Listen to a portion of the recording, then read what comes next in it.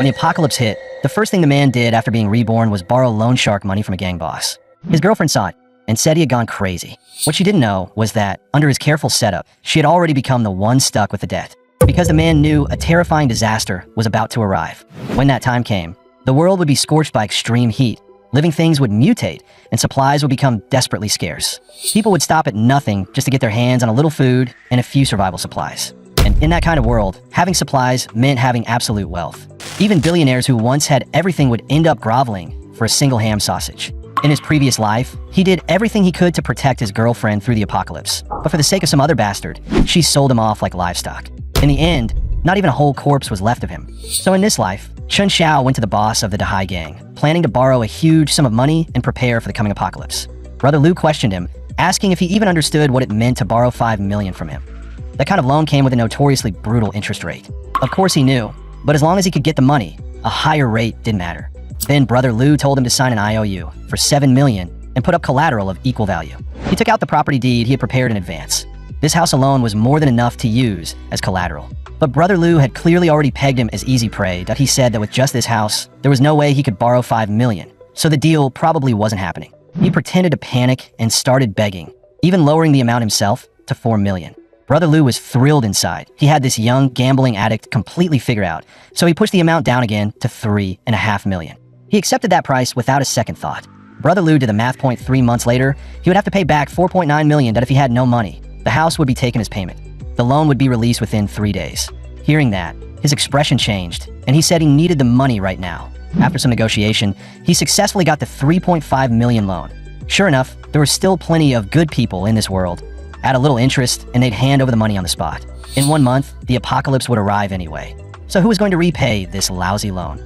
Now that he had been reborn with time still left before the disaster, he had more than enough time to make his moves in advance. Suddenly, he noticed a burst of noisy commotion behind him that wasn't at the legendary overpriced ice cream trap. In his previous life, he could never bring himself to buy one, yet he had bought them for that bitch Lu Wanqing several times. Furious, he stormed into the ice cream shop and ordered 10 of every kind they had. The girl beside him looked completely stunned.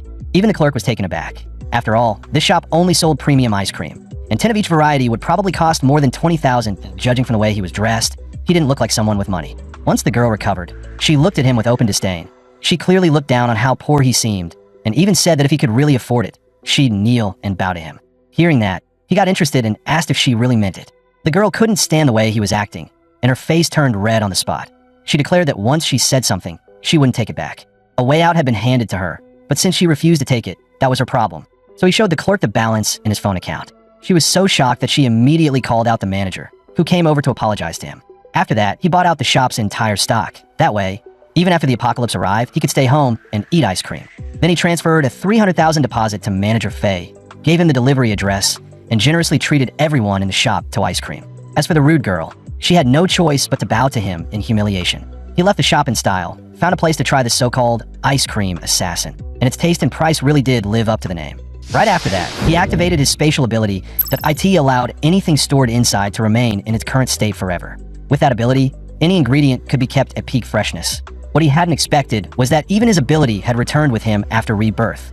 Originally, abilities only began awakening one after another after the apocalyptic disaster started. There was still a lot he needed to do next, but in this peaceful era, just the thought of building a safe house and getting weapons was already giving him a headache. Just then, Lu Wanqing suddenly called him.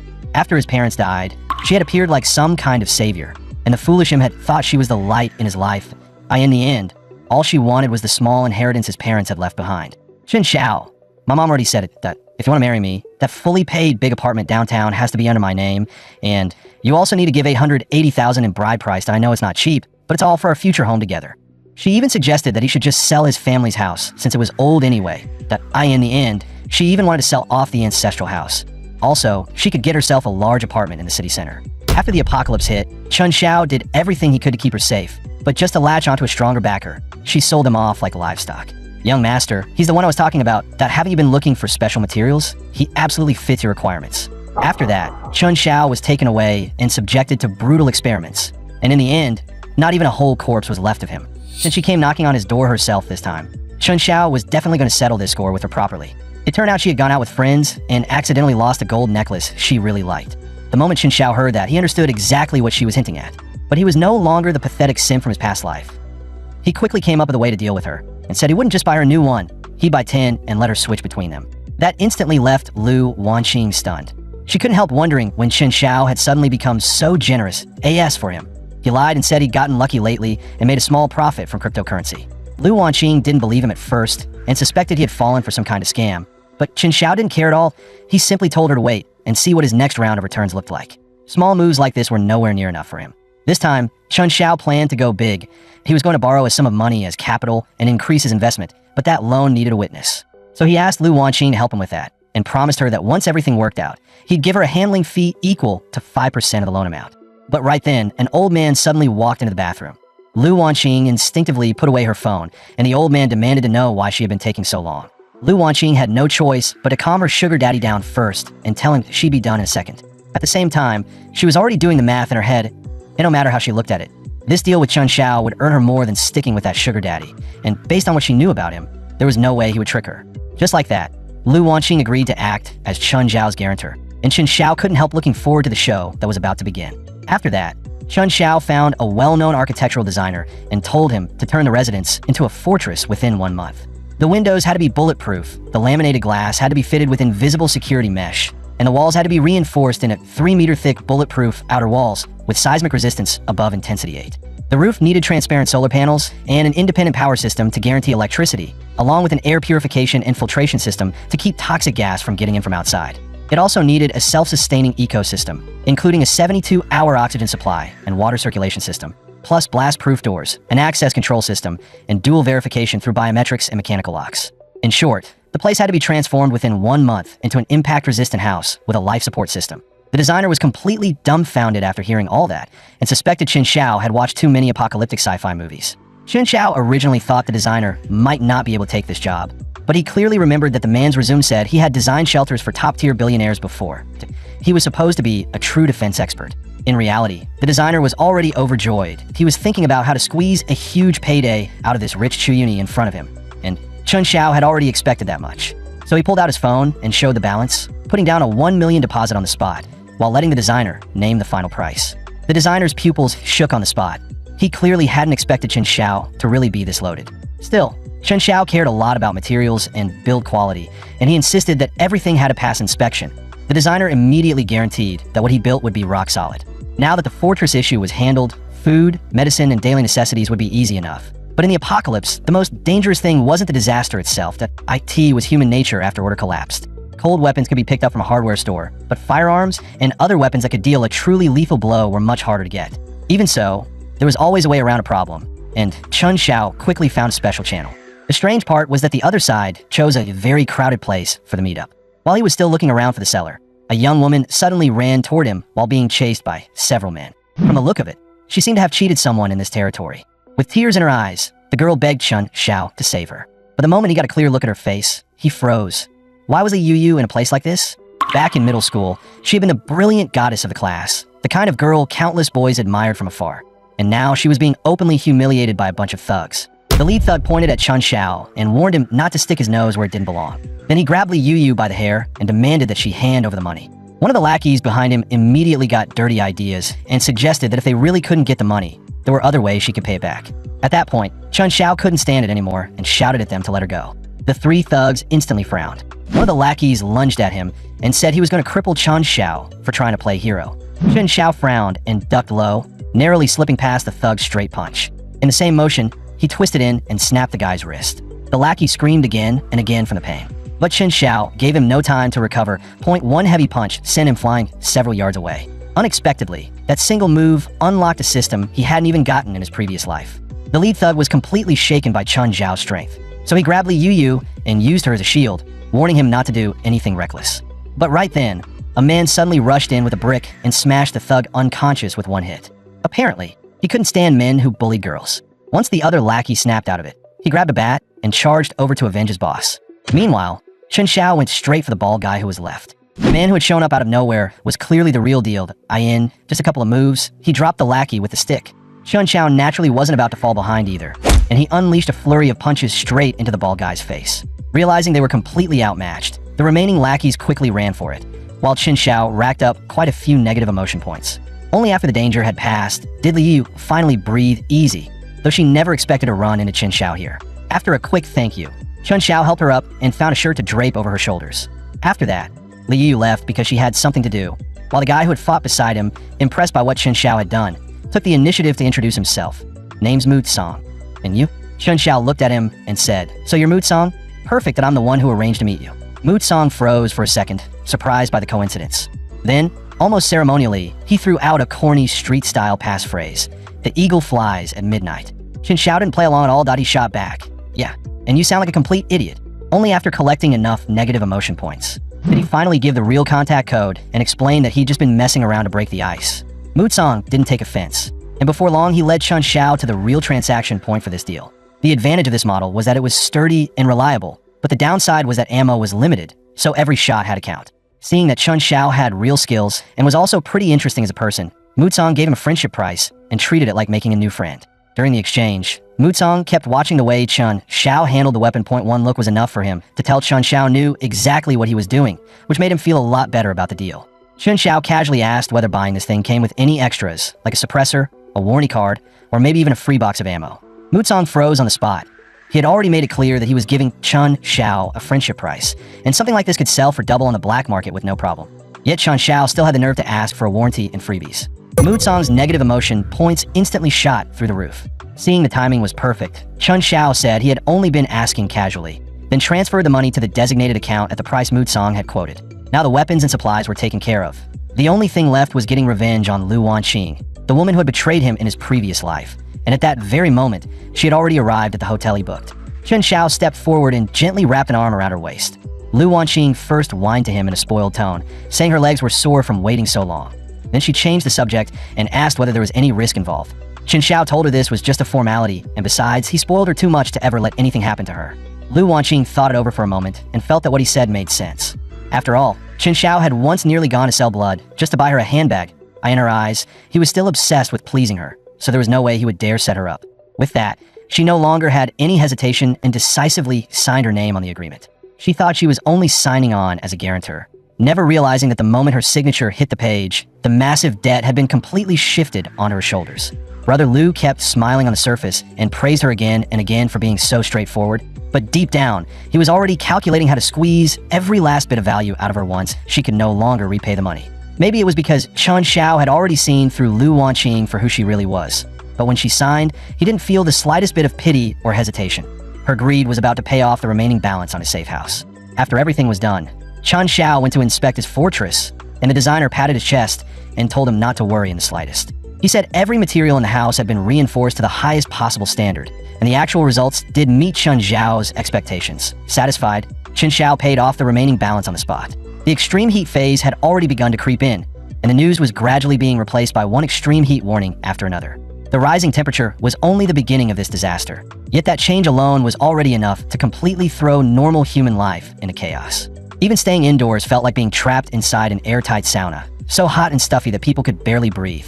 On the streets, price gouging was everywhere. Merchants took advantage of the heat wave, loudly claiming that temperatures would keep rising next week, lying that supplies were running short and that water and electricity would soon be restricted, all to pressure passersby into stockpiling.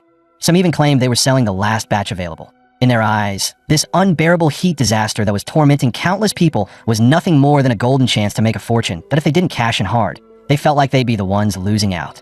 The broadcast did attract quite a few customers, but the prices were enough to make them back off. The moment Li Dafu saw that two pretty girls had walked in, he immediately put on an extra friendly face. He not only offered to cut up some melon for them to sample first, but also promised them a 20% discount if they bought two, plus a free pack of tissues, and even said they could come back at night to enjoy the store's air conditioning if it got too hot.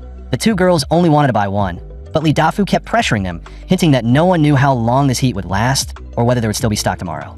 But when other customers merely asked whether the water could be a little cheaper, he snapped right back at them without any politeness, repeating that it was a small business and there would be absolutely no bargaining. Chen Xiao watched the whole thing unfold and couldn't help clicking his tongue at Li Dafu. It reminded him of the last time he had come to this store that a product had fallen to the floor, and when Chen Xiao instinctively bent down to pick it up, Li Dafu had grabbed him by the collar and publicly accused him of being a thief.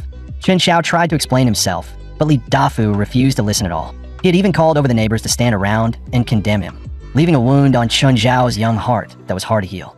But in this life, Chen Xiao was going to make him understand what real suffering felt like. Chun Zhao's eyes landed on a ridiculously overpriced bag of chips on the shelf.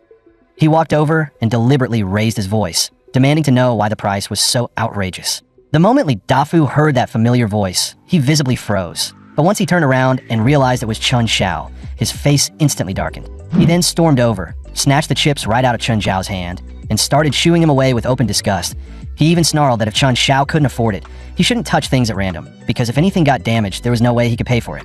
But Chun Xiao was no longer the timid person he had been in his past life. Instead, he smirked and reminded Boss Li that with so many treasures stockpiled here, he'd better be careful not to get cleaned out overnight. That instantly set Li Dafu off. His face flushed red as he shouted at Chun Xiao, accusing him of cursing the store, and even threatened to beat him up, saying the heat must have fried his brain. Chun Xiao, however, acted completely relaxed and told him to calm down. Then he casually asked whether he had been suffering lately from insomnia, vivid dreams, weak knees and back, night sweats, and constant fatigue. Li Dafu, who had been ready to keep cursing, suddenly froze. The more he thought about it, the more he realized he actually did have every one of those symptoms. His anger instantly faded, and he began muttering to himself, even wondering whether something was wrong with the feng shui in his warehouse. Chun Xiao then pretended to help him loosen up his arms and legs, making it look like he was examining him. While doing that, he also took the chance to smack him a few times nice and hard. Once he had vented enough, Chun Xiao coldly dropped his diagnosis: classic kidney deficiency.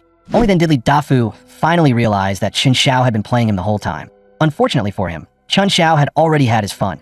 After paying for the candy, he turned and walked away like nothing had happened, because the real main event was coming that night.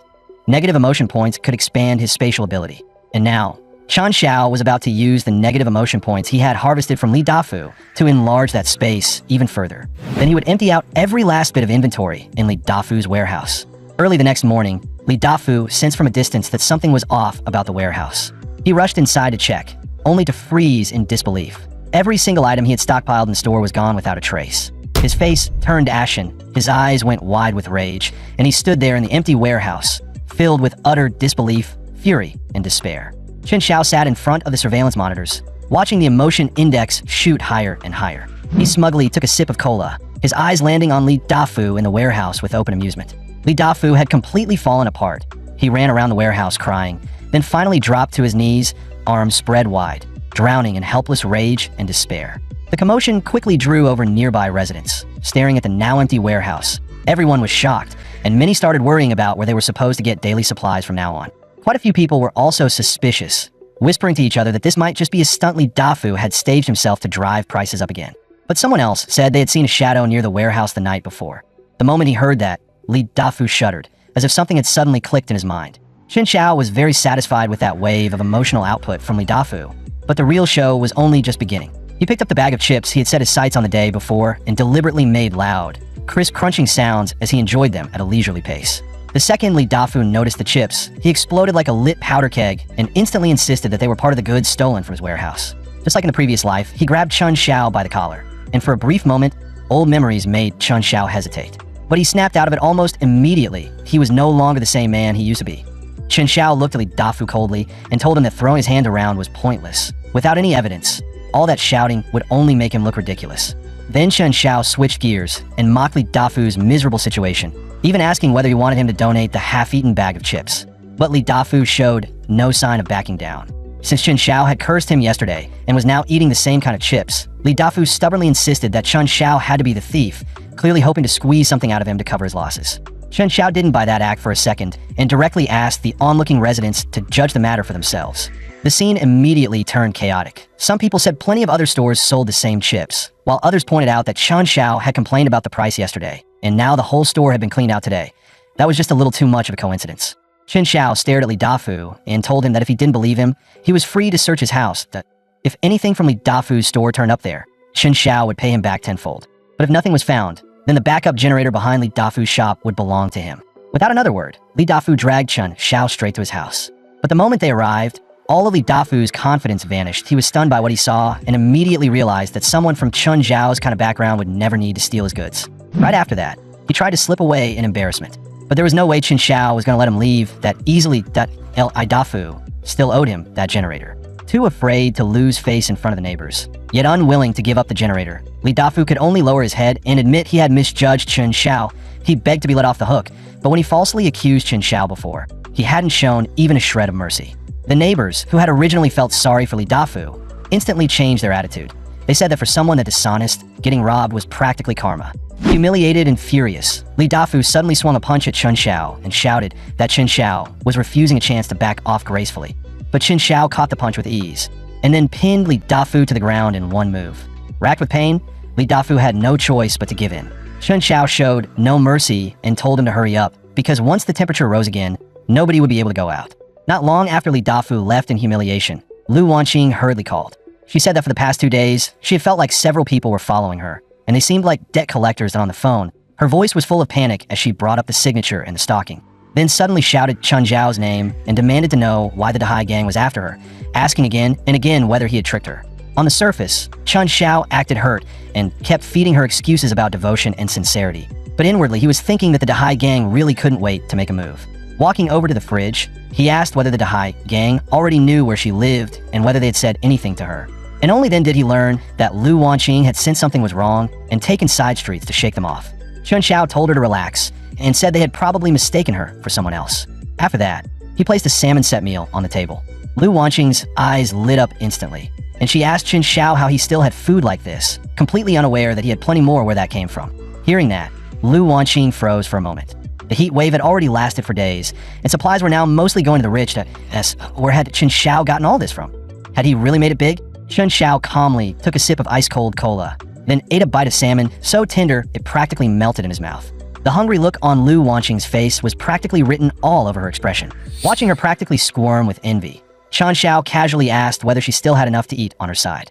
At that, Lu Wanqing stopped pretending altogether. She said she was really scared living alone and kept feeling like those people were still nearby. She leaned forward slightly, lightly tugging at the corner of her clothes. Her eyes deliberately softened as she put on a pleasing expression and asked whether she could move in with Chen Xiao for a few days, and maybe use the chance to build their relationship a little. A trace of disdain flashed across Chen Xiao's face, almost too subtle to notice. Looking at how deliberately ingratiating she was acting, all he felt was that she was cheap and ridiculous. But in the next second, he put on an expression of surprise and delight and said it was too hot to go out right now, so he'd pick her up that evening when it cooled down. Then he suddenly changed the subject and brought up how she always used to say that a girl's address couldn't be shared casually, which was why she had never let him get close before. Lu Wanqing immediately acted as if she had just realized something, then casually came up with an excuse about the situation being special this time and sent over her address without hesitation. Looking at what she assumed would be Chen Zhao's overjoyed reaction, she curled her lips into a faint, almost invisible sneer and mocked him inwardly. Sure enough, Chen Xiao was still the same pathetic simp who would fall right in line the moment she gave him a little warmth. What she didn't realize was that after receiving the address, Chen Zhao's lips curled into a cold smile as well. From that moment on, her nightmare had only just begun. The moment the call ended, Chen Xiao heard a knock at the door. When he opened it, Aunt Wang didn't even bother greeting him. She tried to squeeze into his air-conditioned room right away. "Your place is so cool. The MYAC is broken, and the kids dying from the heat. We're neighbors, so we should help each other out. Let us stay in here for a while, okay?" Chen Xiao shoved her right back out without the slightest bit of politeness. He brought up how, years ago, when his mother had been downstairs picking up empty water bottles, Aunt Wang had pointed at them and mocked them for being poor, then even called security to drive them away. The moment she heard that, Aunt Wang turned hostile and snapped. That was ages ago. How can you still hold a grudge like this? You've got no sense of neighborly kindness at all. Chen Xiao had no interest in wasting more time arguing with her, so he shut the door on the spot. Maybe he had no warmth, but his house had air conditioning. Furious, Aunt Wang stood outside and cursed his entire bloodline from top to bottom. Inside, Chen Xiao calmly switched to the new phone card he had prepared in advance. Then he called the Dahai gang. "I already sent you Lu Wanqing's address. She lives alone. She won't be hard to find." Meanwhile, Lu Wanqing had no idea danger was closing in. All she could think about was moving into Chen Zhao's air-conditioned place and living the carefree life she thought she deserved. Just as she was about to light up and relax, a rapid knock suddenly pounded at the door, instantly breaking her rhythm. Her eyes lit up at once, and a delighted smile spread across her face. But the second she opened the door, her pupils shrank in shock, and she stumbled backward in terror. "Why is it you? How do you know where I live?" Brother Lu expressionlessly shoved her aside and walked straight into the room. "Miss Lu, you owe the Dahai gang money. Time to pay up." Lu Wanqing panicked on the spot and shouted in a trembling voice. "Chen Xiao borrowed that money. He tricked me into signing it. You should be going after him."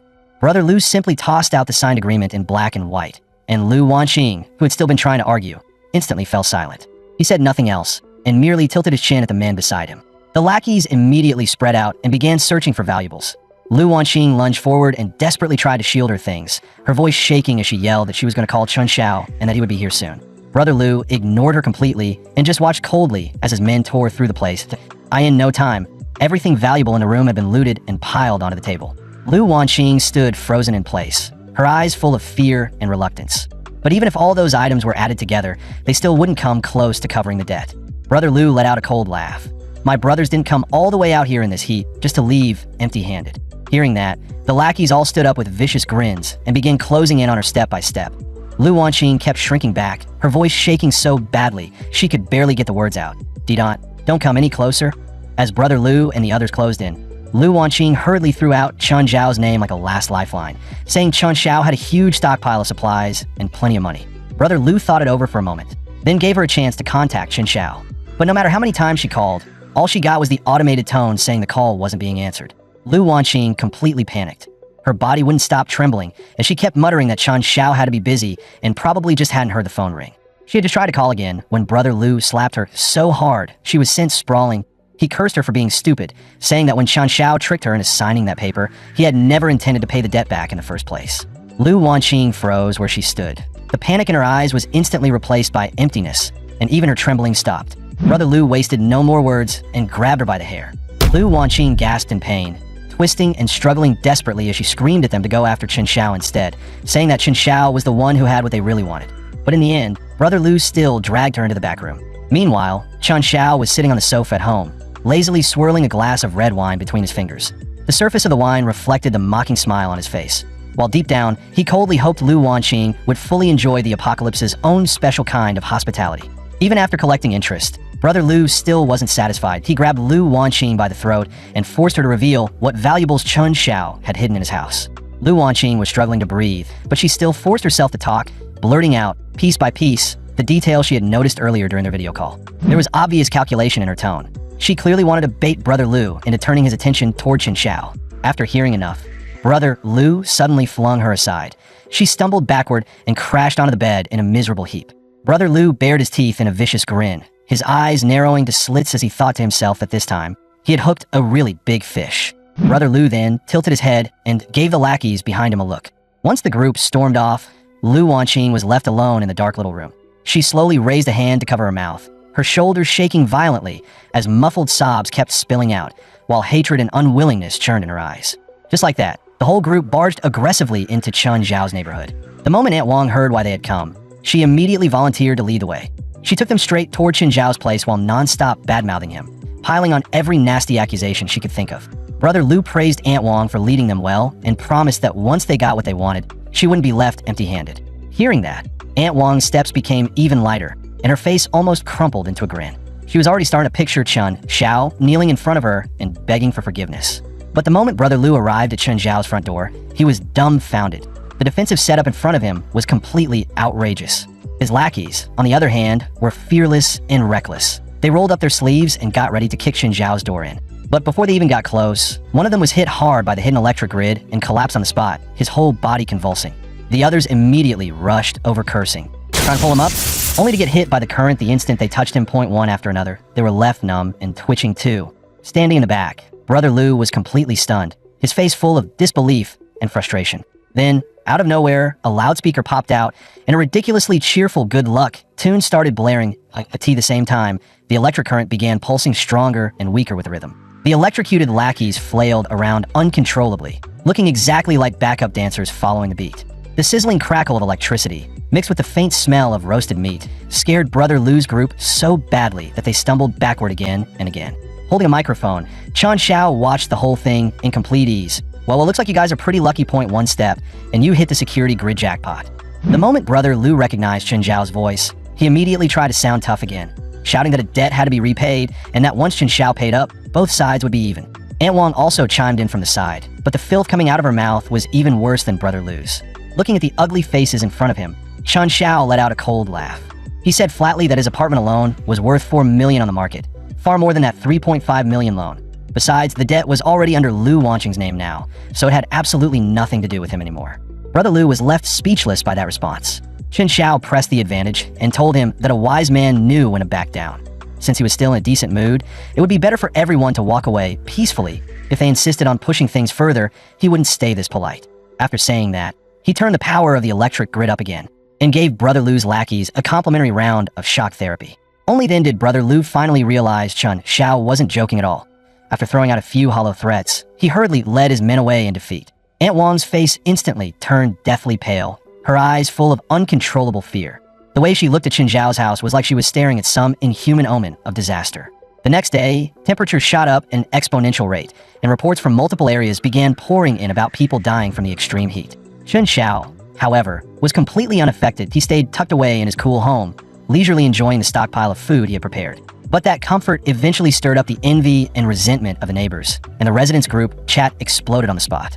Long-winded messages flooded the screen one after another, every line dripping with blame, bitterness, and jealousy toward Qin Zhao. He simply scrolled through the messages without changing expression, mercilessly harvesting their negative emotion points. Still, Qin Zhao wasn't that cold-hearted that he snapped a photo of the fridge packed full of supplies and posted it straight into the residents' group chat. Then he said plainly that he wasn't running a charity, that if they wanted anything, they could trade him something of equal value. But instead of feeling even a shred of gratitude, the group reacted as if he had lit a fuse. The chat instantly exploded again, and the insults they hurled at him became even uglier than before. It was so absurd that Qin Zhao actually laughed. He simply put his phone down and stopped bothering with them, thought if they wanted to destroy themselves, that was their problem. Just then, a system notification sounded. The negative emotion points he had gathered had finally broken past the 3,000 mark. After learning where Qin Zhao was, Brother Lu immediately brought his men and headed straight for the neighborhood, without stopping for a moment. But to his surprise, the first one to get out of the car was Lu Wanqing, the same woman Brother Lu had once chased all the way home over the debt. It looked like she had completely thrown everything away just to get revenge on Qin Zhao. Brother Lu got out right after her, his sharp eyes sweeping across the rows of apartment buildings in front of him. Then he flicked a glance at Xiao Zhang beside him, who confirmed the location of Qin Zhao's home. After that, Brother Lu asked Lu Wanqing with amused curiosity whether it hurt at all now that they were about to raid the home of the man who used to be her boyfriend. Lu Wanqing sweet-talked Brother Lu and said that right now, he was the only man in her heart. The moment he heard that, Brother Lu grinned from ear to ear. Just then, several figures suddenly peeked out from the apartment hallway. They were all residents who had always held a grudge against Qin Zhao. Wearing flattering smiles, they rushed over one after another and eagerly offered to lead Brother Lu to his place. Brother Lu smiled broadly and promised that once this was over, none of them would leave empty-handed. But the moment the group started heading toward Qin Zhao's home, Brother Lu showed his true greedy nature and looted the resident supplies all along the way. Li Dafu trailed behind with his neck tucked in, acting timid the whole time and not daring to say a word, forced to watch the group ransack supplies as they went. Aunt Wang couldn't hold back either and started shouting at Brother Lu at the top of her lungs. Only then did the people who had volunteered to lead the way realize just how badly they had messed up, but by then there was no fixing it. In the end, Brother Lu led his men to Qin Zhao's door, where a whole line of black-clad thugs stood in formation, giving off an oppressive aura. Qin Zhao, however, didn't change expression at all. He simply moved a couch over to the doorway. Then he sat down on it and calmly started eating dinner, lifting his eyes a moment later to look at them with amusement and ask whether they needed something from him. Brother Lu's face darkened instantly.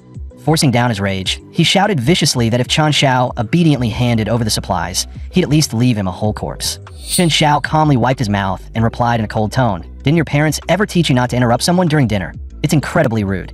Brother Lu finally lost control of his temper. With a savage wave of his arm, he signaled for the lackeys behind him to rush forward and cripple Qin Zhao. But no matter how many of them there were, they were still just ordinary people without abilities that in fact, Qin Zhao didn't even need to use his powers.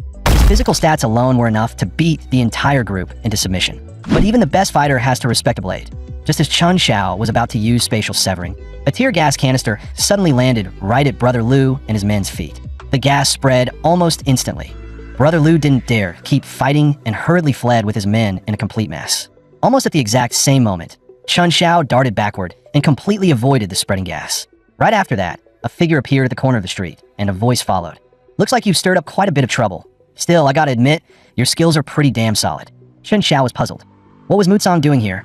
But Mutsong just fiddled with the gadget in his hand and threw out a few vague, half-finished remarks. Qin Zhao couldn't be bothered to keep entertaining that nonsense. So he turned around, went back inside, and carried out a whole box of ice-cold bottled water. He casually tossed one bottle to Mutsong, then asked with a serious look why he was here at all, since this clearly wasn't Mutsong's turf.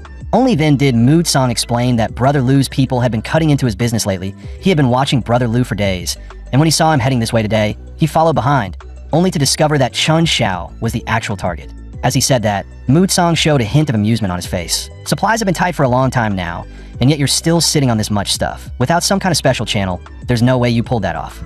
Chun Xiao instantly went on guard. He stared at Mood Song and asked in a cold voice, "What exactly are you trying to say?" Mood Song leaned a little closer.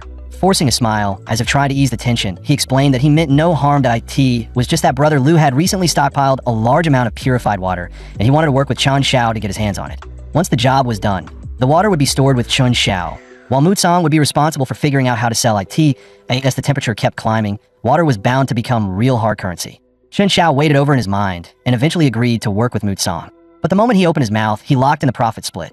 90-10, with Chun Xiao taking 9 parts and Mood Song taking 1. Mood Song's jaw practically hit the floor, and he blurted out, "Why don't you just rob me instead?" Chun Xiao didn't leave him even the slightest room to negotiate. With the system in his hands, he had zero reason to worry about supply shortages. That unshakable confidence of his ended up scaring Mood Song quite a bit. Mood Song immediately grabbed Chun Xiao's leg and begged him to loosen the split a little, saying he at least needed enough profit left to survive. Chun Xiao thought it over for a while and finally relented, changing the split to 80-20. But he added one extra condition. From now on, whenever new goods came in on Mood Song's side, Chun Xiao would get first pick, and only after that could Mood Song sell the rest. Mood Song put on a wronged expression and agreed, but inside, he quietly let out a breath of relief. That kind of airtight reaction made Chun Xiao take Mood Song's negotiating ability far more seriously. In the end, he really was someone who had spent years in business. His sense of timing and limits was spot on. Once the partnership was set, Chun Xiao immediately got to work on the plan. The first step was figuring out the layout of Brother Lu's base and how his people were positioned. He quickly learned from Mood Song that inside this stronghold, anyone short on water either had to pay up or trade something valuable for it. Quite a few girls had also been taken there to provide special services for the higher-ups. Lu Wanqing was among them, and at that moment, men were openly sizing her up with predatory looks. Chun Xiao ignored her existence completely and fixed his eyes straight on the water storage area in the back. He told Mood Song that once the signal came, he should stir up chaos around the outer perimeter. Right after that, Chun Xiao jumped and dropped straight down from the rooftop. Before long, he had already disguised himself as an ordinary worker inside the base. But after only a few steps, a patrol guard stepped in front of him and harshly demanded to know who he was. Without changing expression, Chun Xiao calmly pulled out the ID he had prepared in advance and said he had been sent by Boss Lu to check inventory in the water storage area. But the other man sneered as he walked closer, clearly not buying it. Chun Xiao immediately realized the disguise had failed, so he stopped wasting time and used spatial severing to kill him on the spot. The scream instantly alerted the nearby patrols. One of them raised his gun and opened fire at Chun Xiao without hesitation. Chun Xiao's eyes sharpened, and with a single lift of his hand, he unleashed a fierce spatial slash. The invisible blade cut through the air and split the man's body cleanly in two.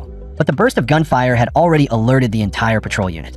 Seeing the situation turn bad, Chun Xiao quickly slipped into a dark corner, only for a pair of hands to suddenly reach toward him. Just as he tensed up, Li Yu pressed a finger to her lips and signaled for him to stay quiet, then hurriedly led him to a safe spot. Chun Xiao had been focused entirely on the operation he had planned, and he never expected Li Yu to suddenly show up here. After pressing her for answers, he finally learned that she too had been taken by Brother Lu's men. She had been doing cleaning work around the place this whole time, and because of that, she had already figured out the layout and could lead Chun Xiao to where the water was being stored. As she said that, the two of them looked at the bucket beside them at the same time. They used it successfully to draw the patrol's attention away, while the guards moved over to investigate. Li Yu immediately grabbed Chun Xiao and pulled him to a narrow path with no surveillance cameras. Once they reached the target area, Chun Xiao signaled for Li Yu to find a place to hide first. Then he focused, gathering all of his spatial energy into the palm of his hand. In the next instant, he slammed his palm forward, and the iron door in front of him shattered on impact, sending debris flying everywhere. The guard inside was completely dumbfounded. He roared and demanded to know who Chun Xiao was. But before he could even finish the question, Chun Xiao struck without hesitation and killed him on the spot. After an unknown amount of time, Li Yu, still hiding in the shadows, gradually began to worry about Chun Xiao. She finally worked up the courage to peek out, only to be shaken by the smoke filling the warehouse and the chaotic glow of fire. All she could do was pick up a brick from the ground to make herself feel a little safer. Just then, a figure slowly emerged from the smoke. Li Yu didn't have time to think. She squeezed her eyes shut and hurled the brick with everything she had. But when she looked again, she realized the person standing in the smoke was Chun Xiao. He simply tossed out one calm sentence. "It's done, let's go." Then he turned and walked away from the water storage area without looking back. After that, he sent the signal to Mood Song, who was waiting on the rooftop. The moment he got it, Mood Song let out a low laugh and muttered, "This guy really does get things done." Then he shoved forward the cart of Molotov cocktails he had prepared in advance and tipped the entire load straight into the stronghold in one motion. The spreading fire instantly drew the attention of the base's combat personnel, and with Li Yu leading the way, Chun Xiao should have been able to get out quickly. But out of nowhere, Lu Wanqing suddenly rushed out from the shadows and threw her arms around him. In a sweet, pleading voice, she begged Chen Xiao to take her with him for old-time sake. She even said that as long as he got her out of there, she would stop pursuing the matter of him using her name for the loan. Chen Xiao lowered his eyes to her tear-reddened face and thought to himself that even now, she still hadn't understood the situation at all. Lu Wanqing kept pouring out her misery without stopping, every word dripping with grievance. She even leaned into her tearful act, putting on that same seductive routine she had always relied on. But Chen Xiao acted like he hadn't seen any of it. The images of Lu Wanqing betraying him in his past life kept flashing through his mind one after another, crushing down every last shred of spare emotion. He raised his hand and slapped her straight to the ground, coldly telling her that her act was still just as pathetic as ever. Chen Xiao couldn't even be bothered to look at her again. He simply turned and told Li Yuyu beside him that it was time to leave. Li Yuyu looked at Lu Wanqing collapsed on the floor, clearly hesitating a little. But she didn't know the full story, so in the end, she didn't interfere. Lu Wanqing finally dropped the fake, flirtatious act and stared at their backs with hatred burning in her eyes, silently swearing that she would make Chen Xiao pay. Sometime later, Brother Lu rushed to the water storage area, his mind fixed on only one thing, whether his water was still there. But the moment he looked up, he saw the words Chen Xiao had left on the wall. Rage instantly surged into his chest, and he shouted at the top of his lungs, demanding to know who had done it. Just then, Lu Wanqing staggered over and told Brother Lu that Chen Xiao was behind all of it. Then she leaned herself against him in a deliberately seductive way and started whispering made-up slander about Chen Xiao into his ear. Brother Lu flew into a rage. Then it hit him that Chen Xiao could only leave through the south gate, so he immediately ordered his men to rush there and block him off. But Chen Xiao had already prepared a special gift for him at the south gate. Seeing Brother Lu charging over from afar with a whole crowd behind him, Chen Xiao curled his lips and said mockingly, "You got here pretty fast." Brother Lu had no interest in talking, but he waved his hand, and his lackeys immediately roared as they lunged at Chen Xiao. Seeing that, Chen Xiao didn't hesitate for even a second. He threw the torch into the pile of oil drums he had set up in advance. Towering flames exploded upward and instantly formed a wall of fire, completely cutting off their path. Brother Lu's eyes went bloodshot with rage. Outside the wall of flames, he jumped and cursed while screaming Chen Xiao's name. Chen Xiao stood on the other side of the firelight with a satisfied smile on his face, calmly taking in another wave of emotion points from him. Once everything was over, Chen Xiao, Li Yuyu, and Mutsong headed straight back to his place and threw together a celebration meal. And Mutsong hadn't even finished swallowing the juice in his mouth before blurting out, "Man, you're ruthless." Then he grinned and mocked. Brother Lu's probably so furious right now, he wants to rip the roof off his own house. Li Yuyu was also deeply grateful to Chen Xiao. She said that if it hadn't been for him, she had no idea how much longer she would have been trapped in that hellhole. Chen Xiao just smiled and told her not to mention it. After all, they had been classmates for years. But Li Yuyu shook her head, warmth shining clearly in her eyes. She said it wasn't just politeness. Chen Xiao had made her feel that there were still people in this world worth trusting. Mutsong quickly picked up on the slightly romantic atmosphere and immediately joked that Chen Xiao's whole hero saves the beauty move was way too smooth. But then he changed the subject and asked how Chen Xiao had managed to clear out the entire water storage area by himself. That IT was practically like watching a magic trick. Chen Xiao looked at the mountain of water buckets and paused for a moment. Then he told Mutsong that instead of asking that, he should probably start thinking about how to safely sell off that much water. The smile on Mutsong's face froze instantly, and he was left speechless for a long moment. Seeing that, Chen Xiao smoothly shifted the topic and mentioned that after middle school graduation, he had barely heard any news about Li Yuyu. A trace of bitterness immediately crossed Li Yuyu's face, and she quietly said that something had happened at home after graduation. During that time, both of her parents had disappeared. Before Chen Xiao and Mutsong could even recover from the shock, flames suddenly flared up outside the window. The three of them rushed out to look and found that the entire neighborhood had already fallen into a sea of fire. Chen Xiao quickly dragged the other two into the surveillance room, where they discovered that all of it was Brother Lu's doing. Mutsong slammed his fist hard against the table in fury and shouted, "Is that bastard trying to burn everyone alive?" But Chen Xiao saw through Brother Lu's plan immediately. He was clearly trying to use morality and the lives of innocent people as chains to trap Chen Xiao in a position he couldn't escape from. Too bad for him. Chen Xiao was no longer the soft-hearted fool he had been in his previous life in a high-temperature apocalypse. There was no way he would have been stupid enough not to equip his safe house with top-grade fire protection.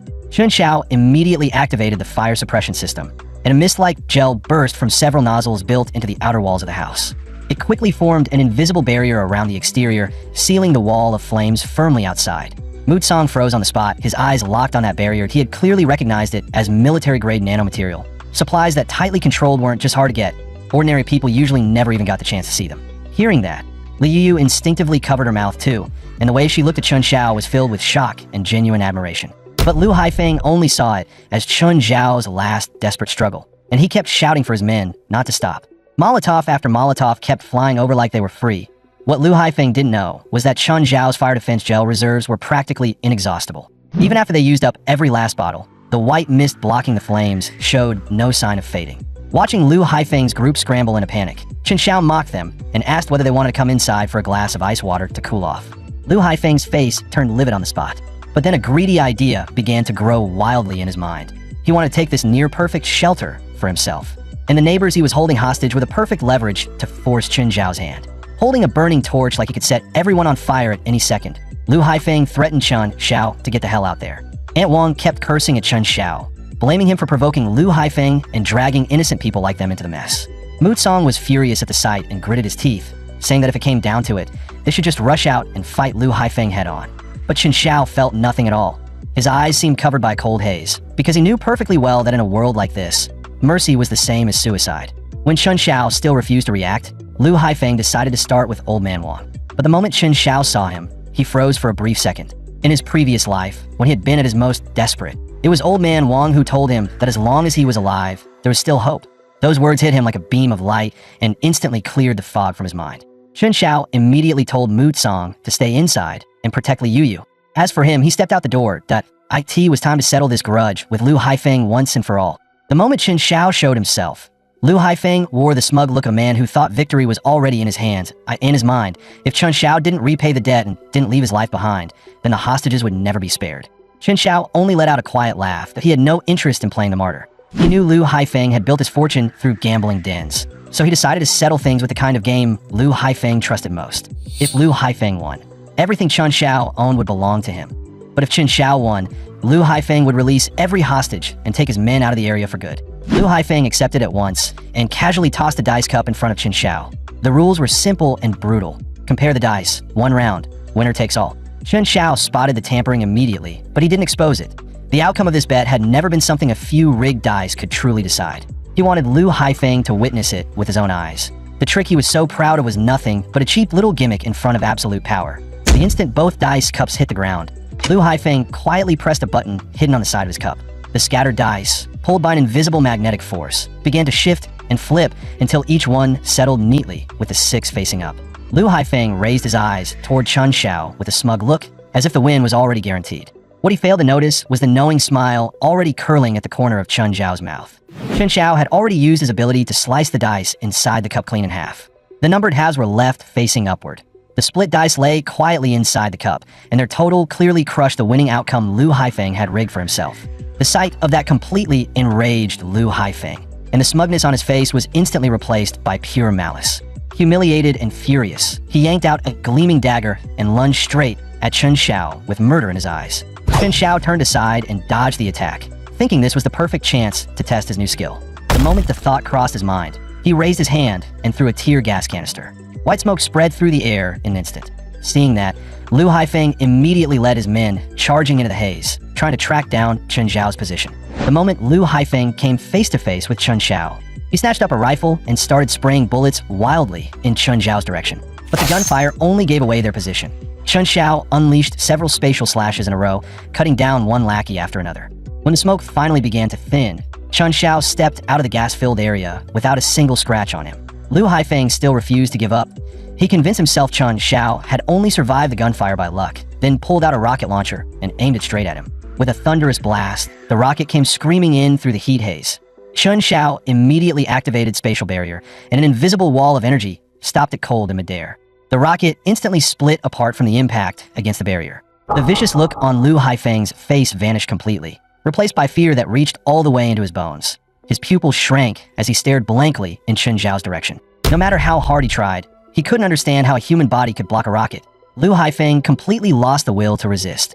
His mind was now racing with only one thought: how to survive this disaster. He also knew perfectly well that after provoking Chen Xiao again and again, there was no way this would end peacefully. Lu Haifeng's brain spun at full speed, and then he suddenly changed his tone completely. Brother Chen Xiao, it's all a misunderstanding, a total misunderstanding. You and I could say we got to know each other through fighting. How about we make a deal? Just as Chen Xiao was advancing on him with killing intent, Lu Haifeng put on a pleading face and started talking business instead. He said that in the apocalypse, even a tiny infected wound could get someone killed, and he happened to have a huge stockpile of medicine. If Chen Xiao spared him, he was willing to hand over half of it. Chun Xiao deliberately lowered his voice and told him flatly that the supplies he had stockpiled were far beyond anything Lu Haifeng could imagine. In truth, he was baiting Lu Haifeng into revealing more about the medicine. Lu Haifeng took the bait exactly as expected. Desperate to make the deal happen, he spilled the location of the hidden medicine stash, adding only that the warehouse password was known to him alone. A satisfied smile slowly appeared at the corner of Chun Xiao's mouth. That was all he needed. He patted Lu Haifeng on the shoulder and said calmly, "Let's call it here for tonight. I ask for the details of our partnership. We can talk another day." Once Lu Haifeng had put some distance between himself and Chun Xiao, he immediately fled with his men in total panic. But Chun Xiao only sneered to himself. Did Lu Haifeng really think a password alone could keep him out? Even without it, Chun Xiao could still get the door open. After that, he walked over to Old Man Wang and told him everything was fine now. Having just escaped death, Old Man Wang was so grateful that he said he would even work like an ox or a horse for Chun Xiao if needed. Chun Xiao told him not to think like that and just go back, lock his door, and to get some rest. Meanwhile, Lu Haifeng's true colors finally showed. Deep down, he looked down on Chun Xiao completely, thinking he was just a hot-headed kid who actually believed he would share the medicine. In Lu Haifeng's mind, this was nothing more than a delaying tactic. First, he would calm the boy down, then once he tricked him out of his supplies, he could kill him at his leisure. If Chun Xiao thought he could outplay him, he was still far too green. The lackeys immediately picked up on their boss's thoughts, and one after another they started flattering him, saying he was brilliant and that if Chun Xiao dared go against him, he probably wouldn't survive 3 days. Still, Chun Xiao's ability to stop a rocket had left Lu Haifeng badly shaken. Turning to Pineapple Head beside him, he ordered him to dig into Chun Xiao's background over the next couple of days. But before he could even finish speaking, Chun Xiao had already launched a spatial slash and cut straight through his throat. The lackeys instantly realized it was Chun Xiao's doing and were scared out of their minds. None of them even dared collect Lu Haifeng's body before turning and fleeing in every direction. Looking at Lu Haifeng's miserable corpse, Chun Xiao paused. Then he said calmly, "Boss Lu, farewell." The next day, the news released multiple emergency bulletins in a row, saying that the global heat crisis had fully spiraled out of control, several climate tipping points had already been crossed, and ecosystems were on the verge of collapse. Officials formally advised residents to make their own choice based on their circumstances. Either migrate north to temporary northern shelters set up by the government, or stay where they were and wait for rescue. But Chun Xiao knew perfectly well that this so-called northern safe haven would soon turn into a new hell, and waiting around for rescue was nothing but a fantasy. The real nightmare had only just begun. Before long, heat-resistant mutated beasts would start devouring every last product of civilization, and the awakened humans would soon begin forming factions and slaughtering one another in the fight for resources. So what Chun Xiao wanted was not merely to defend this safe house, that he wanted to turn it into the final fortress that would keep him alive in the apocalypse. But his peaceful and comfortable days didn't last long. Before long, the neighbors' resentment started boiling over. Some of them shouted at the top of their lungs, "Look at us, we're starving out here, and our homes have burned down to nothing." And what about Chun Xiao? He's hogging a fortress that big and that's solid all by himself, with food, water, and air conditioning inside. Why does he get that? Some people were so enraged that they started hammering on his door, yelling, "Chun Xiao, get out here. If you had helped when you were supposed to, we wouldn't have ended up like this. You owe everyone an explanation." In the end, they even openly agreed that Chun Xiao's safe house had to be shared, and that everyone should take turns living inside it for the sake of collective survival. Chun Xiao ignored all the shouting outside and calmly seared himself a steak inside the fortress. Once it was cooked to a rich, smoky finish, he plated it neatly, added a few finishing touches, snapped a polished photo, and posted it in the neighborhood group chat. The moment the picture went up, the chat exploded. Message after message of furious insults flooded the screen, and the resentment practically felt like it was spilling out of people's phones. In the apocalypse, helpless rage was the cheapest emotion of all. The people outside nearly went cross-eyed with anger when they saw it. Some of them started cursing on the spot, swearing that since Chun Xiao refused the easy way, they'd kill him for it. After lunch, Chun Xiao decided to check out the pharmaceutical facility Lu Haifeng had mentioned. But the instant he stepped outside, a brutal wave of heat crashed over him. Before he could fully adjust to it, a kitchen knife came flying straight at him. Chun Xiao's eyes turned cold. He sidestepped cleanly and clenched his right fist at once. The group that had thrown the knife was already charging at him, screaming that if he wouldn't hand over the house, they'd take his life instead. In the next second, Chun Xiao flashed right in front of the lead man. In a single exchange, he snapped the man's wrist and stripped the knife from his hand in the same motion. The rest of the thugs rushed in like lunatics the moment they saw it. Chun Xiao simply swung the knife in his hand. In the blink of an eye, he left every one of them battered and slashed up. Seeing that Chun Xiao had no intention of stopping, the blonde thug tried to bluff his way through it and shouted, "It's broad daylight. You think you could just kill people? Everyone's watching." But that fake bravado collapsed under the weight of his own fear. Chun Xiao lowered the knife and looked at them with contempt. "Kill you? I'd be dirtying my hands for nothing. Besides, killing you outright would be letting you off too easy. In an apocalypse where a festering wound is basically a death sentence, leaving you alive like this is the cruelest punishment of all. Not long after, Chun Xiao arrived at the factory building in the Western District that Lu Haifeng had mentioned. Along the way, he carefully destroyed every surveillance camera on his route. But the moment he pushed open the factory door, he accidentally inhaled an unknown toxic gas. By the time Chun Xiao realized he had walked into a trap, his body was already going weak, and he could barely summon any strength at all. At that exact moment, he caught sight of two figures slowly approaching from behind. One of them stepped forward and injected him with a vial of medicine. Almost instantly, Chun Xiao's mind cleared, and strength slowly began returning to his body. Young man, feeling better now. That nerve gas won't kill you, but it's definitely not pleasant. Chun Xiao carefully studied the two people in front of him. Lu Haifeng had never mentioned that anyone was guarding this place. Had that old bastard set him up? Still, these two didn't seem openly hostile. Seeing his confusion, the man took the initiative to introduce himself. His name was Lin Guodong, a biomedical researcher. His work focused on human evolution under extreme environmental conditions, and he was also the person in charge here. The pink-haired girl beside him was a student, Su Rue. Then Lin Guodong said, "The gas outside is a necessary anti-theft measure. What I'm more curious about is the tool you used. That entry point is very unusual." Chun Xiao chose not to tell him anything about his powers. After thanking him, he smoothly shifted the conversation elsewhere. Lin Guodong then gave him a tour of the place, but the more Chun Xiao looked around, the more he felt this was far more than a simple pharmaceutical storage site.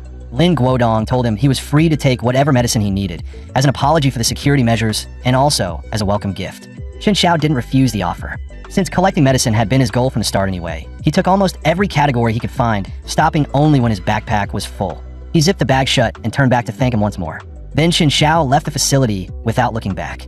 Only after he was gone did Lin Guodong stop hiding that meaningful smile on his face. We'll meet again.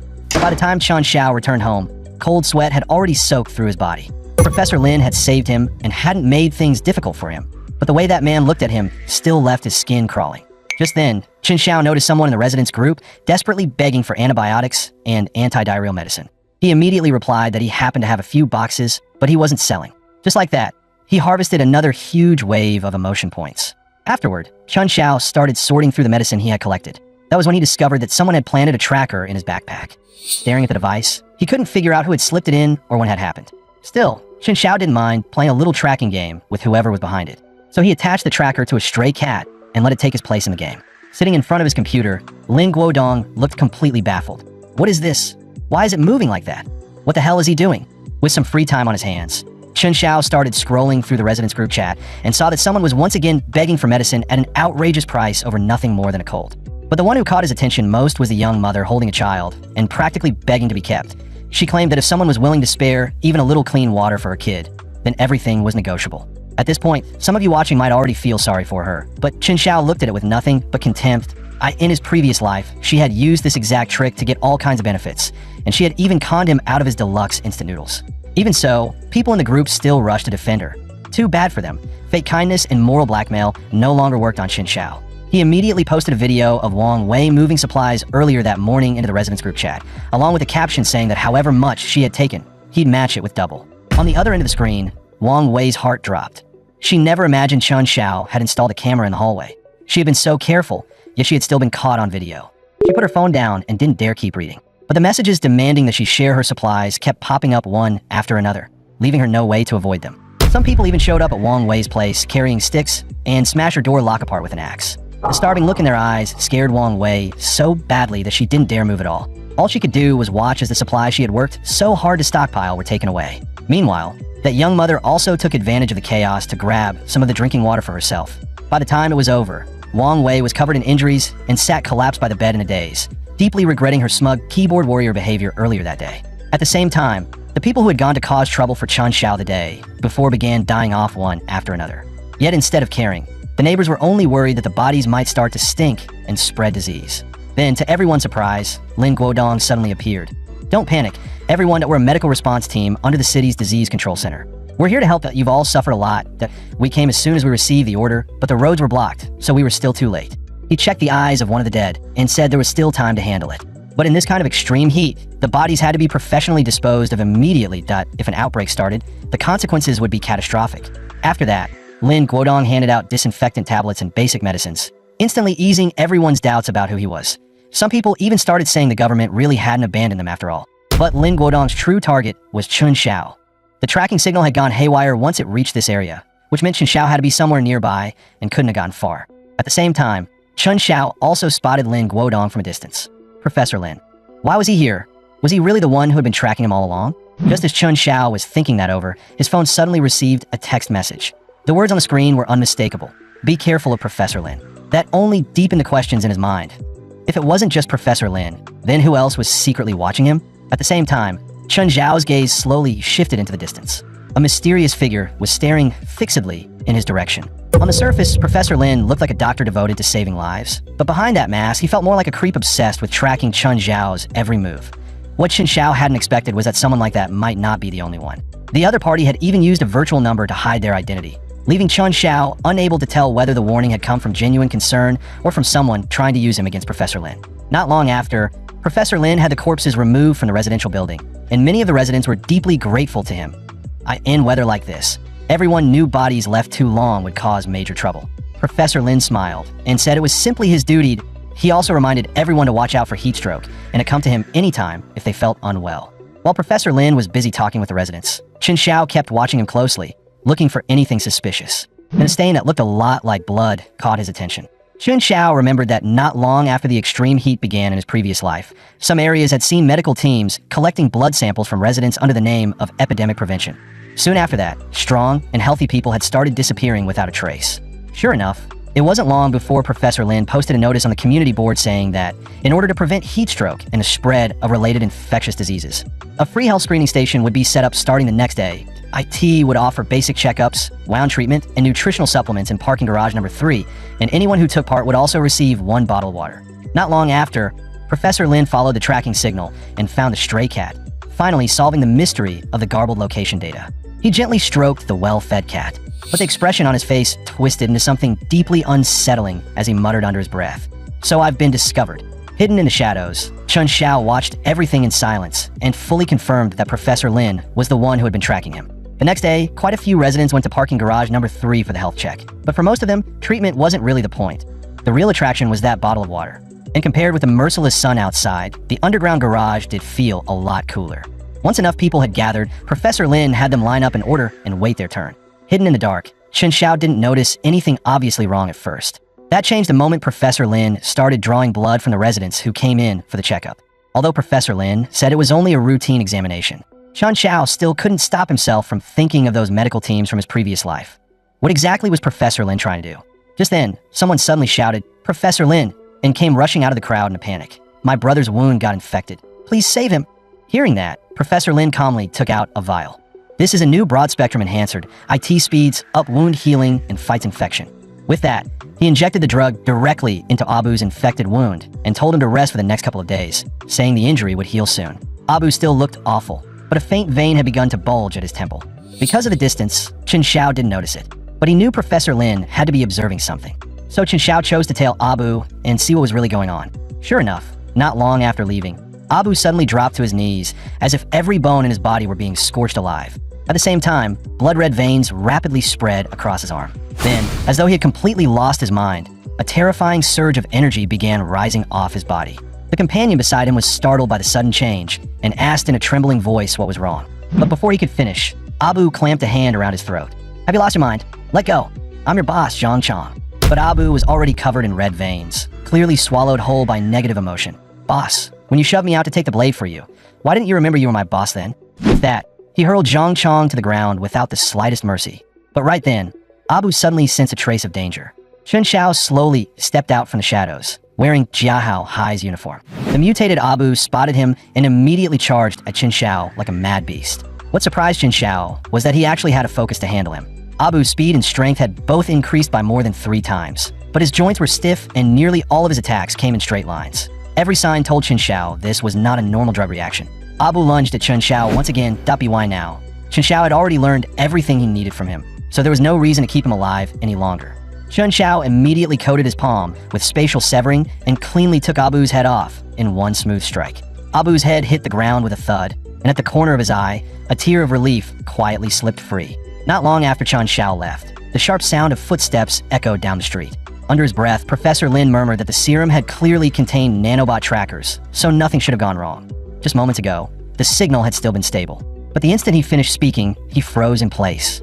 The mutant he had painstakingly created had already been killed. Professor Lin quickly suppressed his shock and calmly pulled out his medical tools to analyze the cause of death. The overactivation caused by the T7 prototype serum had indeed triggered neural collapse, but that was not the direct cause of death. Abu's fatal wound, Lu Haifeng's fatal injury, and even the cut marks left on that door lock the other day all shared the same trait. They were unervingly clean.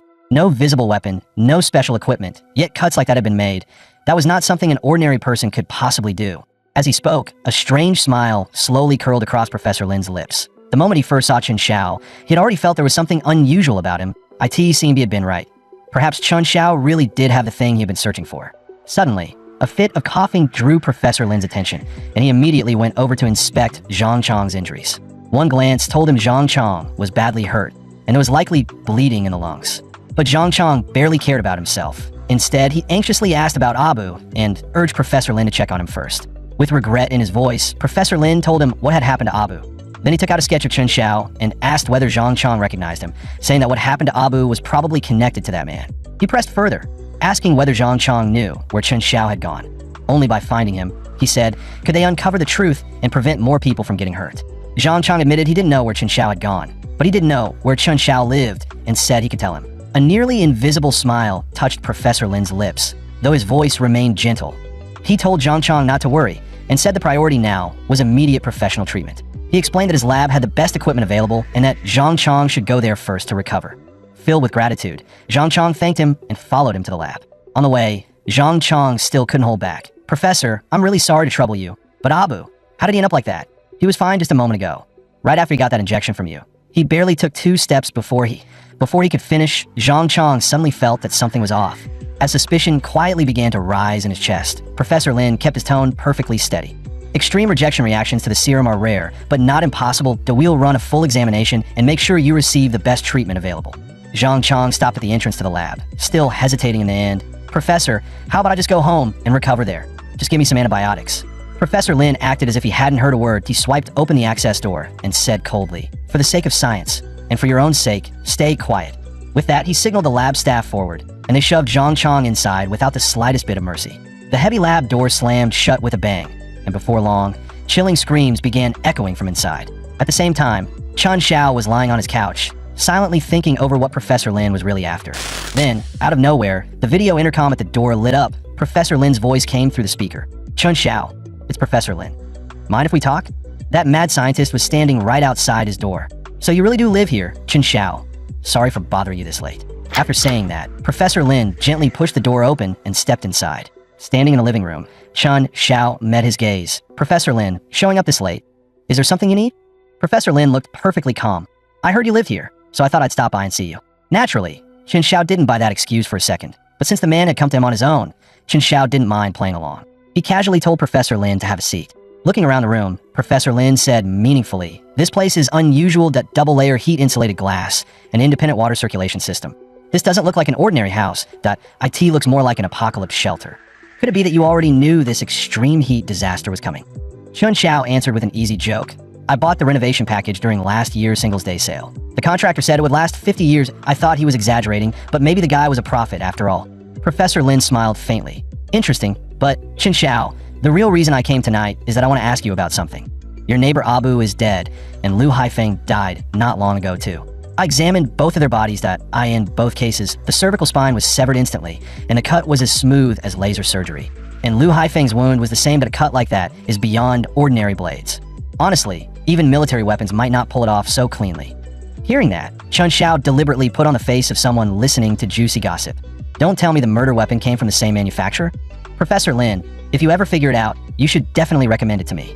It was as if Professor Lin thought he was finally about to catch him slipping, and he pressed immediately. And what exactly would you use it for? Chun Xiao didn't even blink. To cut steak, obviously in weather like this, the fridge isn't stable, and meat goes tough fast. A good blade makes all the difference. Professor Lin's probing hit a dead end, and a visibly speechless look crossed his face. Even so, he slowly continued. No matter how you look at it, both men were probably killed by the same person, and whoever did it used methods so precise and professional that this was clearly no ordinary man. Chun Xiao's expression instantly turned cold. Maybe they were just unlucky and messed with something they never should have touched. A calculating glint flashed through Professor Lin's eyes, like he had finally found an opening. And yet, I heard both of them had conflicts with you. The moment those words landed, the temperature in the room seemed to drop to freezing. Chun Xiao only gave a faint smile. Professor Lin, you've got quite the imagination that I'm just an ordinary guy. What could I possibly do? But then again, showing up at my place in the middle of the night with a medical kit. Don't tell me you think I'm about to die too. Besides, I don't remember ever telling you where I live. Oh, how exactly did you find me? Professor Lin answered by pulling up a piece of footage. You recognize this man, don't you? He's the one who told me you lived here. Chun Zhao's eyes darkened slightly. Zhang Chong really was tough enough to keep hanging on. Too bad falling into the hands of that old fox was probably worse than death. So he asked, and how is he now? Professor Lin answered in a calm voice. He's adapting to a new treatment. Under extreme heat, the human body evolves. He's simply progressing faster than most. That answer set off alarms in Chun Zhao's mind. Was Professor Lin really running human experiments? And more importantly, what exactly had brought him here tonight? At that exact moment, the footage showed Zhang Chong suddenly mutating. He tore free from every medical restraint on his body, his vital signs spiking violently as one value flashed red. Genetic mutation rate, 37%. Then Professor Lin slid a syringe toward Qin Xiao. This is an immune enhancer I developed. It protects against multiple pathogens in high-temperature environments, and it has no side effects. Looking straight at Qin Xiao, Professor Lin said slowly, I know you're not ordinary. The heat will continue. The world will change. The survival rate for normal people won't even reach 10%. But some people will evolve first. Qin Xiao gave him a mocking look. Evolve like Zhang Chong?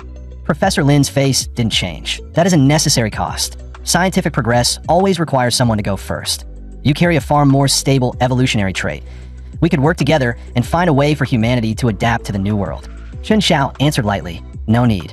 Part of him actually wanted to see what Professor Lin would look like once he realized he'd been rejected. Sure enough, Professor Lin's face darkened. You don't have to refuse so quickly. The heat will continue. Infectious diseases will spread. Mutated life forms are only going to appear one after another. Work with me, and this knowledge, this technology, will keep you alive longer. Time is running out for everyone. If you change your mind, the doors of my laboratory will always be open to you. By the time he turned to leave, Professor Lin's expression had turned thoroughly ugly, though his thoughts remained ice-cold and precise. Chun Zhao's mental stability was extraordinary, and his defensive awareness was on an entirely different level. Clearly, he was no ordinary human. Compared with raw genetic data, a living specimen was worth far more. Chun Xiao, you won't escape me. Chun Xiao lowered his eyes to the syringe Professor Lin had left behind and almost laughed. He really had wrapped live human experimentation in the language of noble science. If Chun Xiao didn't get rid of him soon, peace wouldn't last much longer. Since Professor Lin was so obsessed with studying evolution, Chun Xiao would let him see with his own eyes what true evolution actually looked like. And the mutant standing before him was Professor Lin's very first masterpiece. Vital signs stable. Adrenaline levels have crossed the threshold. Mutation process complete. Rational cognition signal has dropped to 0. Gripping the lab equipment in excitement, Professor Lin muttered success. Hatred, fear, pain. They really are the perfect catalysts. Zhang Chong, you've been reborn. Now, go complete your first mission. Bring Chun Xiao back to me alive. Seeing that, Su Rue asked in confusion. Using living people to create monsters. Is this really the path of human evolution you've always talked about? Professor Lin didn't answer her directly. Instead, he asked calmly, this is your first time taking part in an experiment since entering the program. How does it feel? As he spoke, he told her to complete the final step of the procedure. Su Rue was clearly resisting. Professor, this is human experimentation that you've already crossed the ethical line. But Professor Lin remained calm. Ethics, Su Rue. When the apocalypse comes, morality becomes a luxury. His sacrifice may buy more people a chance to survive. After saying that, he personally opened the lab door. Zhang Chong, go now. Bring Qin Xiao back. Growling low in his throat, Zhang Chong stared at the open doorway, then bolted out like a beast that had finally broken its cage. It didn't take long before he reached Chun Zhao's neighborhood. But when he forced his way inside, the house was completely empty. Just then, Zhang Chong caught a familiar scent and whipped his head around. Not far behind him, Chun Xiao was leaning under a tree in the shade and said with a mocking grin, well, Zhang Chong, so it really is you a few days apart, and you've turned into quite a sight. So tell me, should I keep calling you Zhang Chong, or should I just start calling you Wang Kai? Zhang Chong roared and lunged at him, forcing the words out in broken bursts. Chun, should I? The moment those words came out, the emotional fluctuation around him spiked even harder. The harvesting efficiency jumped by more than 30%. Interesting. Backing away as he spoke, Chun Xiao said, come on, let's move somewhere with a little more room. I'm not fighting you at my doorstep. Forget disturbing the neighbors. If you wreck my safe house, you can't afford to pay for it. With that, he drew Zhang Chong all the way down into the underground parking garage. In the next instant, Chun Xiao flashed in front of him and said coldly, now try a taste of my spatial severing. But to his surprise, the strike landed and Zhang Chong came out completely unharmed. Chen Xiao was genuinely startled. He hadn't expected the guy's hide to harden to this level. Grinding out Chen Zhao's name through clenched teeth, Zhang Chong was clearly trying to catch him during the recovery window after an attack and pin him down in one move. Too bad Chen Xiao still held the absolute edge in speed.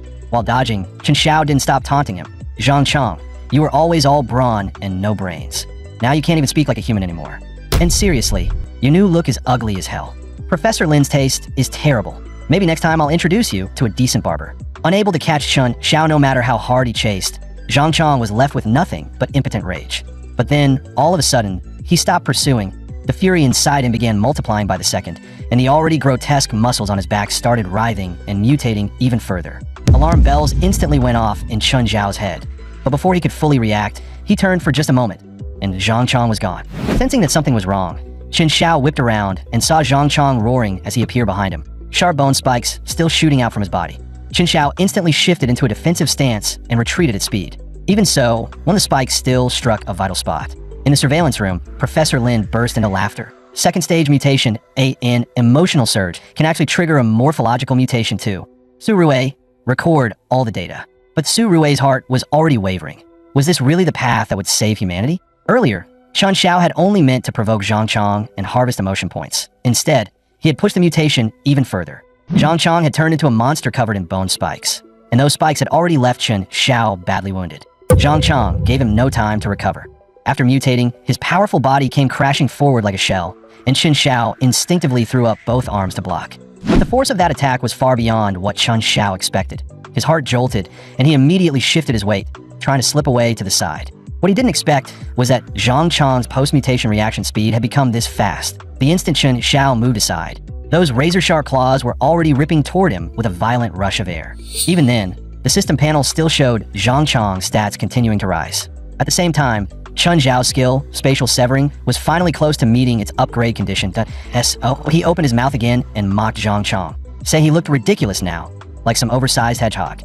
As expected, mutated Zhang Chong was ready to blow up at the slightest provocation. And Chen Xiao had no intention of stopping there. Back when you were collecting protection money in the old district, at least you still had the guts to swing a steel pipe in a real fight. Now you've taken a few injections, grown a bunch of bones, and suddenly you think you're somebody? That damn Dr. Lin tells you who to bite, and you go bite them. Oh, what are you if not a dog? Watching the emotion points spilling off Zhang Chong nonstop, Chen Xiao couldn't help letting a smile curl at the corner of mouth. But he wasn't the only one pleased in Professor Lin's eyes. The emotional peak had just broken past the threshold, and Zhang Chong's bone density had risen another 5%. To him, Chen Xiao was practically a gift from heaven for helping push Zhang Chong further, while Su Rui at his side still couldn't understand why Chen Xiao was doing any of this. Right then, Zhang Chong finally completed another round of mutation, and every bone spike on his body turned blood red. One spike after another shot wildly out from his flesh. Chen Xiao, however, stayed completely at ease that he moved with nimble precision, dodging each deadly spike while continuing to provoke Zhang Chong with his words. At last, the negative emotion points he had gathered reached the threshold for a skill evolution.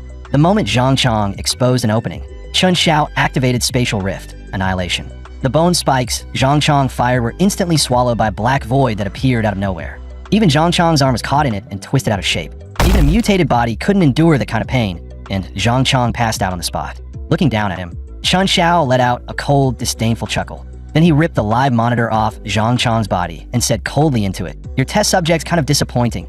Next time, send me one that can actually fight." The veins on Professor Lin's forehead immediately bulged. But what filled him wasn't angered. It was pure hunger for a perfect specimen.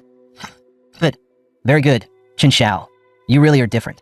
Chen Xiao only replied flatly that he had simply done Zhang Chong the favor of giving him a proper end, considering they had once been neighbors. But just then, footsteps sounded from behind him that a stranger slowly approached while clapping, saying, "Impressive. Really impressive." The mysterious man who had only dared contact Chen Xiao through secret text before was now standing openly in front of him. Chen Xiao immediately became wary of Chen Shishing's sudden appearance, because it was obvious the man had watched the entire fight with Zhang Chong from start to finish. As if he sensed the tension in the air, Chen Shishing spoke first. "That fight just now was impressive. Just as I thought. This may be an age of despair, but it'll also be the age when gods begin to rise." Chen Xiao could vaguely hear the deeper meaning in those words. But by all logic, at this point in time, aside from himself and Professor Lin, no one else should know that powers even existed. He quietly began gathering spatial energy, ready to fight or retreat at a moment's notice. But Chen Shishing paid no attention to his subtle movement and said calmly, With the precision and destructive force of your ability, there's no way you're some unfinished product Lin Guodong made. Hearing that, Chun Xiao became even more guarded and started suspecting even more strongly that Chen Shixing might be one of Professor Lin's people. But the next thing Chen Shixing said wiped that suspicion away, because he turned out to be the same person who had texted Chen Xiao earlier and warned him to stay away from Professor Lin. At that moment, the only thing Chen Xiao still couldn't figure out was how Chen Shixing had gotten his number in the first place. Chen Shixing let out a quiet laugh and said bluntly that, in an apocalypse where the old rules were already falling apart, tracing a phone number was almost effortless. Besides, the ARC group he belonged to had its own intelligence network. My name is Chen Shixing, that I'm here on behalf of ARC to invite you to join us. We can offer you real help. But to Chen Xiao, the so-called ARC organization didn't matter much at all. What truly mattered was the fact that ability users had started appearing earlier in his life. Even so, Chen Shixing kept going on and on about the benefits of joining ARC, until Chen Xiao finally followed his lead and asked, "So what exactly is ARC?" Chen Shixing answered calmly, "ARC is an organization dedicated to finding awakened individuals that we believe the world is about to undergo a massive transformation, and only true elites deserve to board the arc of the new age, and you clearly qualify. Chen Xiao, I can offer you things Lin Guodong never could. We can make you stronger, not through grotesque mutation, but by letting you keep your reason, control your power, and step onto a true path of ascension beyond ordinary humanity." The moment he heard that, Chen Xiao understood as, oh, that was it. ARC was just another nest of fanatics. The world might have changed, but he was still the kind of person who didn't believe in gods, demons, or any holy doctrine. And more than anything, Chen Xiao hated having other people decide his path for him. Whether it was a complete madman like Lin Guodong or a self-proclaimed elite hypocrite like Chen Shixing, he wasn't choosing either of them. I walk my own road that I'm used to standing alone, that I don't need anyone teaching me how to live, and I definitely don't need to join some ARC group. Instead of getting angry at the rejection, Chen Shixing seemed to admire Chen Xiao even more. He stopped trying to persuade him and simply turned to leave, offering only one final reminder. In a world on the brink of collapse, savage growth might keep someone alive for a while, but not forever. The day you realize that one person's strength has limits, ARC's doors will still be open to you. With that, Chen Shixing's figure slowly faded away. Watching the traces he left behind, Chen Xiao thought to himself that none of that was really Chen Shixing's concern. Still, it was interesting. The man had looked emotionally stable, yet he had still contributed quite a bit of negative emotion. As for the so-called limit Chen Shixing talked about, Chen Xiao would prove with his own actions that it wasn't some final wall at all. It was only the starting line beneath his feet. But before that, it was time to finally put an end to this whole farce with Professor Lin. To bring that mess to a close, Chen Xiao personally broke into Professor Lin's laboratory. And there, he saw something he would never forget for the rest of his life. This was Lin Guodong's vision of scientific progress, disgusting to the core. While Chen Xiao was still thinking, Professor Lin slowly stepped into view. He wasn't surprised to see Chen Xiao here at all, the eye in his eyes. A perfect specimen, like Chen Xiao could never settle for an ordinary life. So Zhang Chong really did lose. Still, if he managed to bring you here, then at least his death had some value. What is it? Have you finally made up your mind? Ready to devote yourself to the great evolution of mankind? As for Chen Shixing and that so-called arc of his, they're nothing but hypocrites dressed up in holy robes. Listen carefully, Chen Xiao. Every step of human progress has been built on corpses and rivers of blood. Your ability is a heaven-given treasure. IT shouldn't be wasted on the petty concerns of ordinary people. Professor Lin kept rambling on, completely oblivious to the open disgust on Chen Xiao's face. Only when he had finally heard enough did Chen Xiao cut in coldly. Done talking yet? What the hell does humanity's progress have to do with me? I didn't care enough to bother with your nonsense before, but you really shouldn't have disturbed my peace. As the words left his mouth, Chen Xiao quietly activated his spatial ability and attacked Professor Lin without hesitation. So I'm just gonna have to erase you. But Professor Lin calmly pressed a button. Chen Xiao, you really are too young if I let you come in here. Then of course I already had a way to keep you. After your fight with Zhang Chong, how much strength do you really have left? Why not just behave and stay with me? It'll save you a lot of pain. Chen Xiao answered with a single cold word. No. Hearing that, Professor Lin immediately pressed the button again. Then there's only one ending left for you. The instant he finished speaking, the glass containers all across the lab exploded. Chen Xiao quickly raised an arm to shield himself. When he forced his eyes open again, he saw a whole pack of mutated humans roaring as they lunged at him. At Chen Xiao's current level, he wasn't afraid of the mutants Professor Lin had cultivated. The problem was their numbers and the way their attack patterns overlapped chaotically. Before long, one failed dodge was enough for his right arm to take a heavy hit. Seeing that, Professor Lin burst into triumphant laughter. Stay here. Chen Xiao, I'll make you even stronger. Chen Xiao only sneered. You think a few brainless freaks are enough to keep me here? While fighting them, I already figured out their attack pattern. Their physical stats are strong, sure, but their movements are stiff. Their flexibility is terrible. It didn't take long before Chen Xiao found an opening and wiped out the entire group with a single strike of spatial annihilation. I thought you'd have something more impressive than this. You really thought 3 monsters would be enough to hold me? Professor Lin, you're the naive one that you've lived 40 or 50 years for nothing. As he spoke, Chun Xiao strode toward Professor Lin with killing intent rolling off him. Looking at the fear on the man's face, he didn't hesitate for even a second. One spatial slash tore straight through Professor Lin's throat. Clutching at his neck, Professor Lin forced out a ragged sound. Chun Xiao, you really are impressive, but all the data on the mutation serum has already been sent out. The seeds have been planted. This world is only going to get more interesting. Those words stuck with Chun Xiao, but in his current condition, getting back to the shelter for treatment came first. Just then, Professor Lin's assistant, Su Rue, suddenly called out to him. If you try to walk back like that, you won't make it home. Relax, I'm not here to hurt you. As she said that, she stepped closer holding a restorative fluid, saying it could stop the bleeding fast and stabilize his injuries. Chun Xiao had just killed the professor she admired so deeply. Yet Su Rue not only made no move to avenge him, she even handed over all the research supplies he had left behind. It turned out that ever since she learned her teacher had been conducting human experiments, guilt had been eating at her non-stop. Handing over those supplies was the only way she could lighten that burden, even a little. Even so, Chun Xiao remained wary of her. He didn't even dare use the treatment she offered right away. After all, he had just killed the man she once worshipped. Su Rue had clearly expected that response. It makes sense that you don't trust me, but there are things here you might need. Doubt if you still have the strength. Come with me. Half suspicious, Chun Xiao followed her to a storage room packed with rare medicines that could never be found outside. My teacher knew the heat wouldn't go away. All of this was stockpiled for himself. He liked to talk about sacrificing himself for science, but the truth is he was more afraid of death than anyone that he doesn't need this stuff anymore. And I'm leaving too. Take whatever you need. Consider it my apology in his place. I applied to become his graduate student because he used to be the kind of scientist I truly respected. That IT was only recently that I learned he'd been conducting human experiments. I may not have participated directly, but I still became an accomplice. I'm going north to another research institute to keep doing the work I should be doing. If I stay alive, I want to create a real cure someday, not a poison that turns people into monsters. Chun Xiao watched Su Rue walk away without saying a word. Having lived through this world once already, he had no desire left to untangle anyone else's moral knots. The only thing he wanted was to live comfortably in this apocalypse. After stripping the place of every useful supply Professor Lin had left behind, Chun Xiao set the entire facility ablaze. Meanwhile, the global heat wave continued to worsen. The average outside temperature had already surged to 58 degrees Celsius. The Global Meteorological Bureau issued another red-level heat alert. Permafrost had fully melted, massive amounts of methane were being released, and experts warned that the greenhouse effect had entered an irreversible death spiral.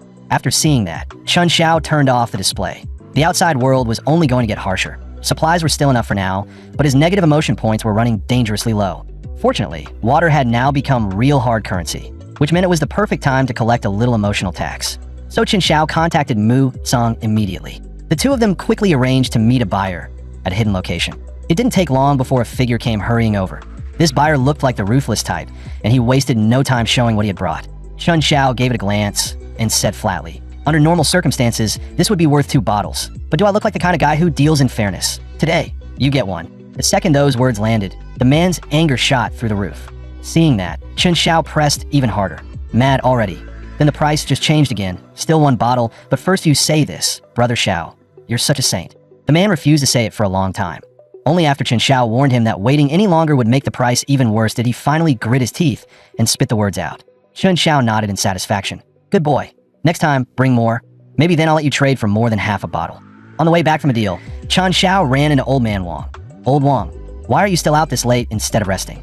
That was when he learned that Aunt Lu Yun from the neighboring complex was raising her grandson alone, and the boy had suffered heat stroke. With the constant water and power outages, she couldn't manage on her own, so Old Man Wang was taking her some water. Chun Xiao warned him that in times like these, water was getting more valuable by the day, and taking care of himself should come first. But Old Man Wang clearly didn't take it to heart. He only sighed and said, "I know what you mean, but I'm old enough already I just can't stand seeing a child suffer." With that, he delivered the bottle of water to Lu Yun's home and repeatedly urged her to make sure the boy drank it right away. But the moment he left, Lu Yun started cursing in her heart. That old bastard took forever and only brought 1 bottle. Embarrassing. Tomorrow I'll cry a little harder and maybe I can trick another one out of him. What made it even colder was that she hadn't wanted the water to save her grandson at all. She walked over and gently knocked on a tightly shut door. A man in a white lab coat came out almost immediately. Lu Yun instantly switched to a meek, obedient expression and said softly,